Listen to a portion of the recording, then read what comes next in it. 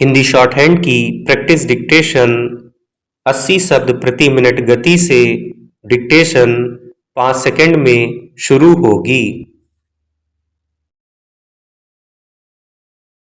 Start.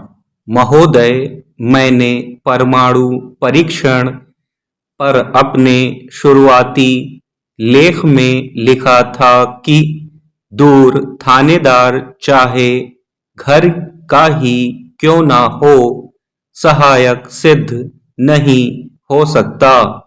यद्यपि उस समय कुछ बुद्धिजीवियों को यह बात अटपटी लगी होगी, लेकिन जेनेवा में हाल ही में संपन्न हुए 5 परमाणु परीक्षण सर्वोच्च देशों की बैठक का नतीजा मेरी उस बात की पुष्टि करता है।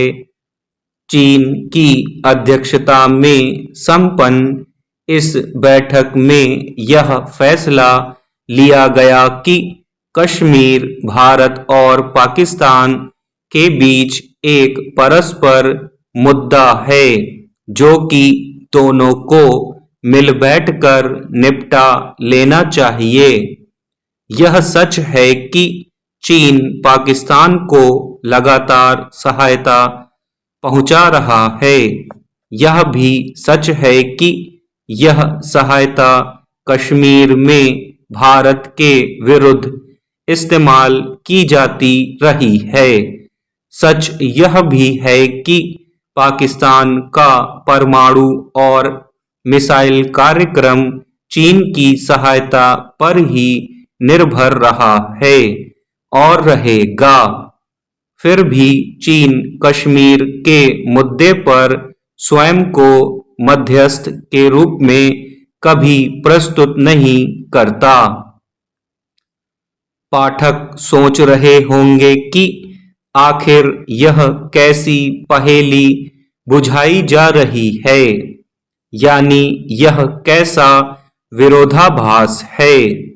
इस पहेली को सुलझाने के लिए यह समझना होगा कि आखिर अमेरिका कश्मीर को लेकर इतना बेचैन क्यों है। पाकिस्तान के अलावा दुनिया का कोई देश यह नहीं कह सकता कि अमेरिका कश्मीर में मानवाधिकारों को लेकर चिंतित है। ब्रिटेन इतिहास में बहुत रुचि रखता है और इतिहास में यदि कोई परिवर्तन दिखाई पड़ता है तो ब्रिटेन का गौरव उसमें आड़े आ जाता है। अतः कोई भी जमींदार यह नहीं चाहता कि उसकी जमीन से सटी हुई जमीन पर कोई दूर दराज का जमींदार दखल दे। स्पष्ट है, चीन कभी नहीं चाहेगा कि कश्मीर के मुद्दे पर अमेरिका, स्पेन, ऑस्ट्रेलिया, कनाडा व अन्य कोई देश मध्यस्थ करे।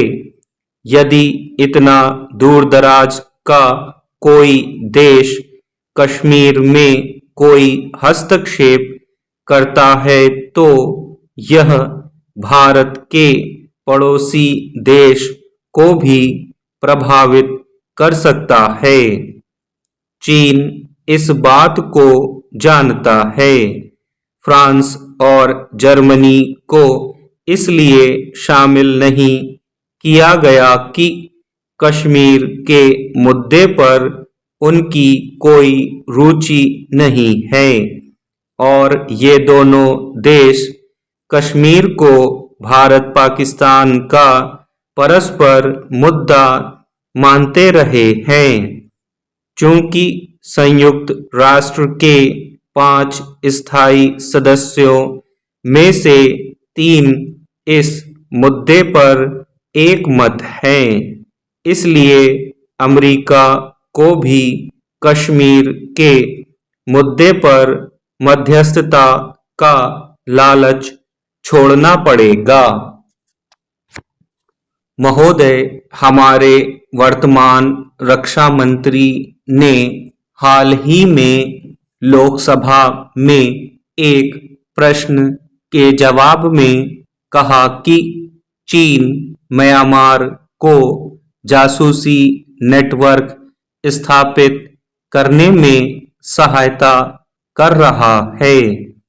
यह सच है कि चीन म्यांमार के रास्ते भारत के उत्तर पूर्वी क्षेत्रों में जारी आतंकवाद का सबब बना हुआ है, लेकिन चीन की इन गतिविधियों को चेक करने की गरज से दूर दराज से कोई थानेदार बुलाने की बजाय जॉर्ज के लिए अपने इस बयान पर अमल करना बेहतर होगा, जिसमें उन्होंने कहा था कि चीन से पिछले कुछ वर्षों से सुधर रहे संबंधों को आगे बढ़ाने में उन्हें कोई आपत्ति नहीं है।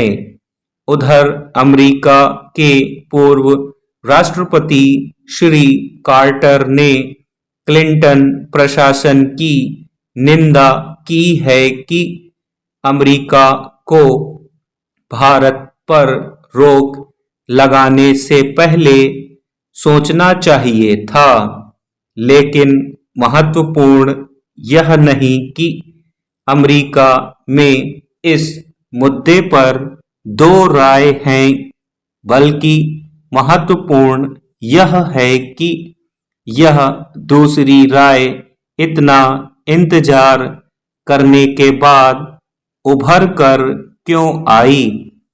स्पष्ट है कि पाकिस्तान द्वारा परीक्षण किए जाने से पहले अमेरिका ने उस पर रोक लगाने एवं परीक्षण न करने के लिए मनाने के अलावा कुछ ठोस कदम नहीं उठाया, जबकि चीन इस बात से चिंतित नहीं था कि अमेरिका की कूटनीति की पोल खुल ही गई है तो इसका लाभ क्यों न उठाया जाए।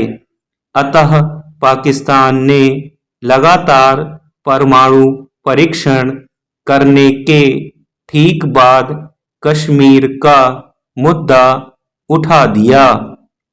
स्पष्ट है कि जो मुद्दा अमेरिका अपने हाथ में लेना चाहता था, वह फिर एक बार पाकिस्तान ने चीन की अप्रत्यक्ष सहमति से अपने हाथ में ले लिया।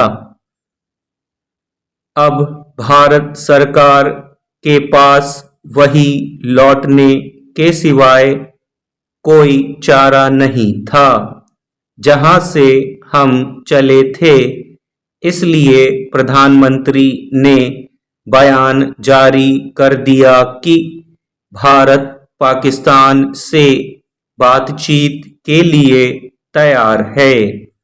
पाकिस्तान के प्रधानमंत्री जनाब नवाज शरीफ ने भी बिना समय गवाए अटल जी के इस बयान का स्वागत कर दिया।